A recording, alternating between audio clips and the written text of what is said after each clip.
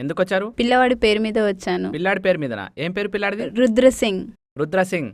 అతను మాతో సరిగ్గా ఏది మాట్లాడలేకపోతున్నాడు. చదువులో కూడా వీక్ గా ఉన్నాడు. మాట చదువులో వీక్ గా వినట్లేదండి. ఉన్నాడు. మీ మాట అసలు వినటం లేదు. మాట వినడండి. చెప్తే ఏది ఒప్పుకోడు. మాట కూడా వినడు. ఇంకా సరిగా చదవడం లేదండి. ఇంకా? అంటే ఏ మాట వినడండి. ఎలాగంటే ఇతరుల కంటే మానసికంగా కాస్త బలహీనంగా ఉంటాడండి. చిన్న పిల్లాడి చేష్టలు చేస్తాడండి. ఉందా అండి అందులో? చూడండి, రుద్రసింగ్ యొక్క ఆరోగ్యం బాగుండాలనేది మీ యొక్క కోరిక. దాంతో పాటుగా మీ రెండో కోరిక ఏమిటంటే అతను బాగా చదువుకోవాలి అని.